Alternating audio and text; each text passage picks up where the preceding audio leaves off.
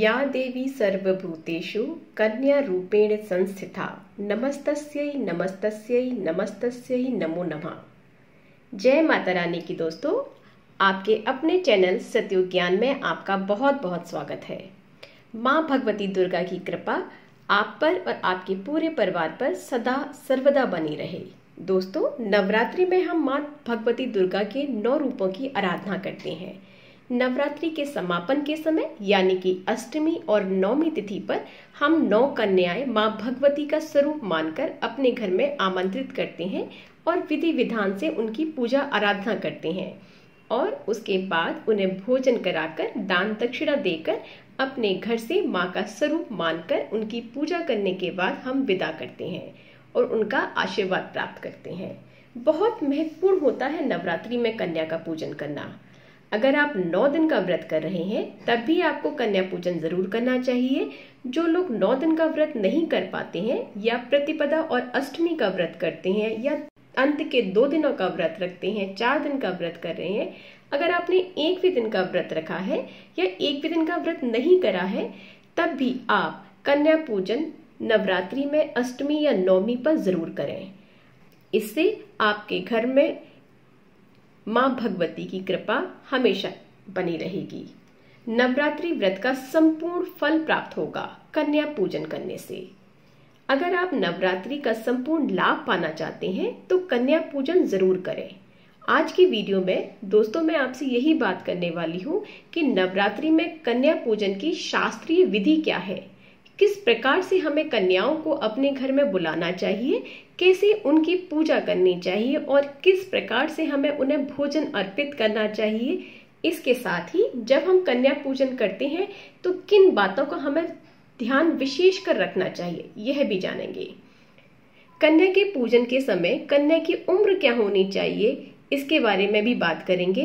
कन्या पूजन में अगर हम उम्र का ध्यान रखते हैं तो शास्त्रों में यह भी बताया गया है कि किस उम्र की कन्याओं के पूजन करने से आपको कौन से फल की प्राप्ति होगी। इसके अलावा कन्या पूजन में आप कौन सी वस्तुएं कन्या को दें जिससे माँ भगवती दुर्गा, माँ लक्ष्मी के स्वरूप हमेशा से आपके घर में वास करें। ये संपूर्ण जानकारी आज की वीडियो में मैं आपको देने वाली हूँ, इसलिए आप इस वीडियो का पूरा जरूर देखिए।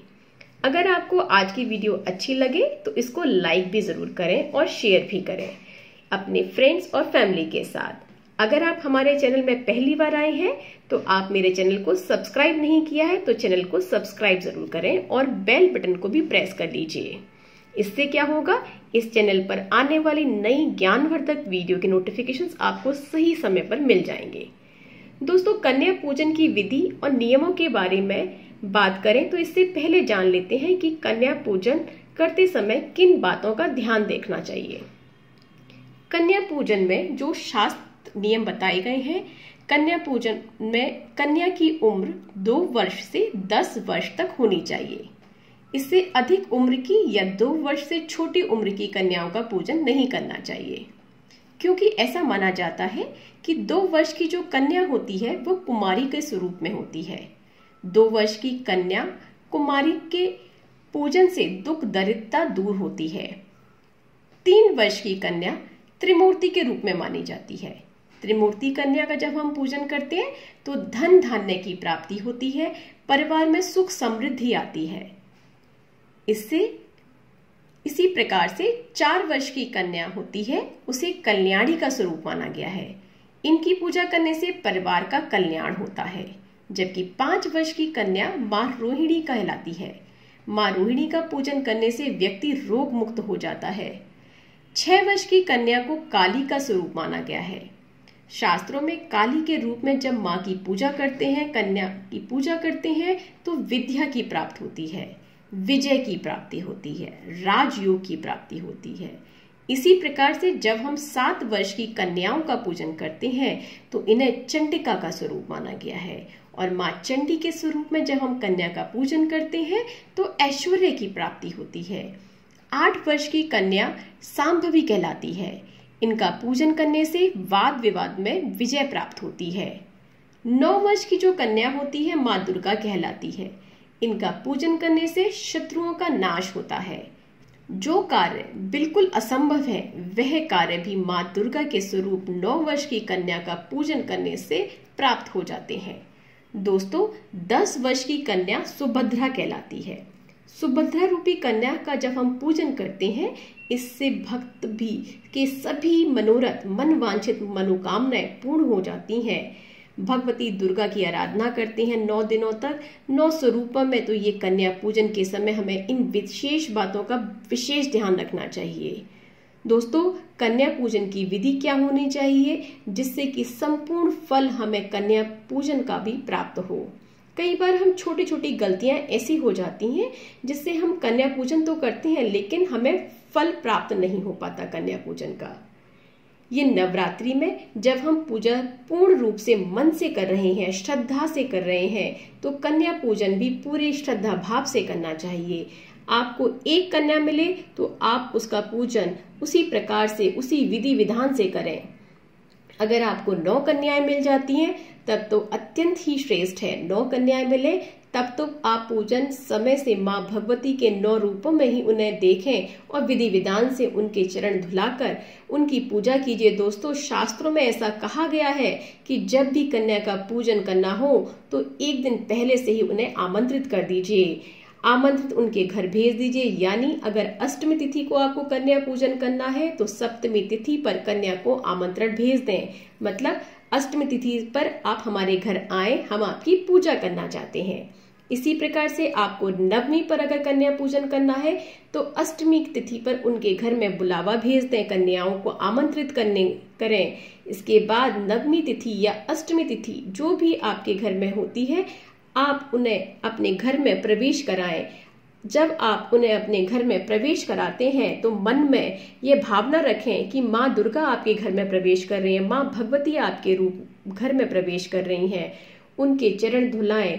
चरण धुलाने के लिए बहुत अच्छा नियम बता रहे हैं। वैसे तो आप दूध से उनके पैर धुलाएं, अगर दूध ऐसा संभव नहीं है तो आप क्या करें, एक पात्र में पानी लें, उस पर थोड़ा दूध छिड़क दें, गुलाब की पंखुड़ियां डाल दें। अगर गुलाब की पंखुड़ियां नहीं है तो आप गुलाब जल भी डाल सकते हैं। उसके बाद कन्याओं के चरण धुलाइए। ये कन्या ही नहीं, माँ भगवती के स्वरूप है। 9 कन्या या एक भी कन्या आपको जो मिलती है, आप चरण धोने के बाद इस प्रकार से जल तैयार करें, उनके चरण धोएं, साफ करें। आप हाथ पैर दोनों धुलवाने के बाद साफ वस्त्र देकर उनको पोंछें। फिर आप घर में बुलाएं। अंदर साफ शुद्ध आसन पर कन्याओं को बिठाना चाहिए। शुद्ध जगह पर जहां पर कन्या आपको बिठानी है उस जगह को पहले से ही शुद्ध कर लीजिए। उन्हें आसन देकर कन्याओं को बिठाइए। उसके बाद आपने जो भी घर में बनाया हुआ है, जैसे आज के दिन हलवा पूरी इत्यादि बनता है, कहीं पर खीर भी बनती है पूजन के लिए, माँ भगवती के प्रसाद के रूप में हम चने भी बनाते हैं। जो भी आपने इस वक्त बनाया है, आप माँ के स्वरूप को मानकर इन कन्याओं का पूजन इन्हें भोग स्वरूप दीजिए। लेकिन हाँ, सुबह की पूजा पहले आपको पूरी कर लेनी है। जैसे कि माँ भगवती सिद्धिदात्री का, महागौरी का दिन होता है, अष्टमी और नवमी पर भी स्नान आदि के बाद पूजा कर लीजिए। अपनी जो प्रतिदिन की पूजा है उसके बाद ही कन्या पूजन करना चाहिए। अगर आप हवन भी कराना चाहते हैं तो हवन के बाद ही कन्या पूजन करें तो ज्यादा श्रेष्ठ रहता है। आप कन्या पूजन करते समय उन्हें कलावा हाथ में जरूर बांधें और तिलक लगाएं। तिलक रोली से लगाएं, रोली के बाद अक्षत जरूर लगाएं। माँ का ध्यान करें कि माँ का मतलब 9 स्वरूपों के माँ का ध्यान कर लीजिए। शैलपुत्री से माँ सिद्धिदात्री तक 9 स्वरूपों का सिमरन करते हुए सभी कन्याओं के दर्शन करें, ऐसा मानकर कि आपके घर में साक्षात भगवती माँ आई हुई हैं आपको दर्शन देने के लिए। इसके बाद आप कन्याओं को भोजन अर्पित कीजिए। जो भी आपने भोजन बनाया है, कन्याओं को भरपेट भोजन दीजिए, तब उन्हें दक्षिणा इत्यादि दिया जाता है। फिर जो भी आप उपहार देना चाहते हैं, अपने सामर्थ्य के अनुसार जो भी देना चाहते हैं, वो भोजन कराने के बाद ही देना चाहिए। फल भी अगर कन्या को देना है तो आप उनके हाथ में दीजिए, वो भी भोजन करने के बाद ही। एक और चीज का आपको विशेष ध्यान रखना है, जब हम 9 कन्याओं को अपने घर में आमंत्रित करते हैं, मतलब जितनी भी कन्या है आप घर में बुला रहे हैं पूजन के लिए, उनके साथ एक बालक जरूर होना चाहिए। जैसे कंचक के स्वरूप में, काल भैरव के स्वरूप में हम बालक का पूजन भी करते हैं, क्योंकि कभी भी कन्याओं का पूजन का फल हमें तभी प्राप्त होता है जब काल भैरव की भी पूजा होती है। इसी प्रकार से हम कन्या पूजन में विधि पूर्वक इस बात का हमेशा ध्यान रखें कि कन्या के हाथ में कलावा जरूर बांधें। इसके साथ ही घर में जब कन्याएं आती हैं तो माँ के नाम के जयकारे लगाइए। माँ के नाम के जयकारे लगाने से नकारात्मक ऊर्जा दूर हो जाती है और सभी प्रकार के सुख समृद्धि का आगमन होता है। आज विशेष क्या दें कन्याओं को, जिससे माँ भगवती दुर्गा, माँ लक्ष्मी के स्वरूप हमेशा आपके घर में वास करें। देखिए, कन्या पूजन के बाद जो कन्या का भोग वगैरह आप अर्पित करते हैं, कन्या भोजन कर लें, उसके बाद एक लाल कपड़े में या एक लाल चुन्नी में कन्याओं की जो होती है उन्हें चुन्नी आप दे सकते हैं। पंचमेवा, थोड़े से पंचमेवा दक्षिणा स्वरूप कुछ पैसे भी अर्पित दे सकते हैं।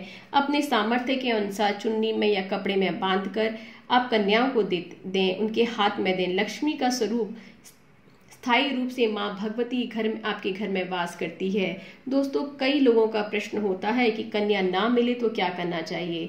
देखिए, अगर आपको कन्या नहीं मिलती है, मतलब आपके घर में कोई कन्या नहीं है, तो आप बाहर भी किसी कन्या को अगर आपको नहीं मिल पा रही है, तो ऐसे में आपको क्या करना चाहिए कि 9 जगह भोजन जो आपने बनाया उसको एक थाली में 9 जगह रख लीजिए।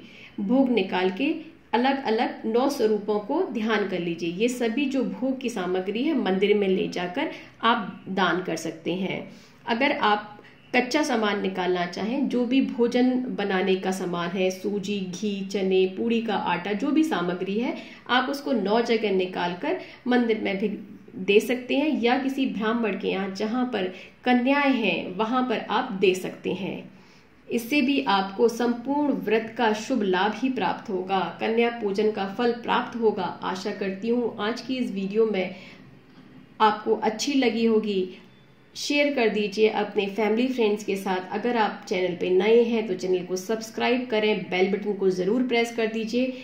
आज की वीडियो में बस इतना ही। अगर वीडियो से रिलेटेड आपका कोई भी सवाल है तो हमें कमेंट करके जरूर बताएं। मिलते हैं ऐसी ही इंटरेस्टिंग और ज्ञानवर्धक वीडियो के साथ। तब तक के लिए जय माता दी।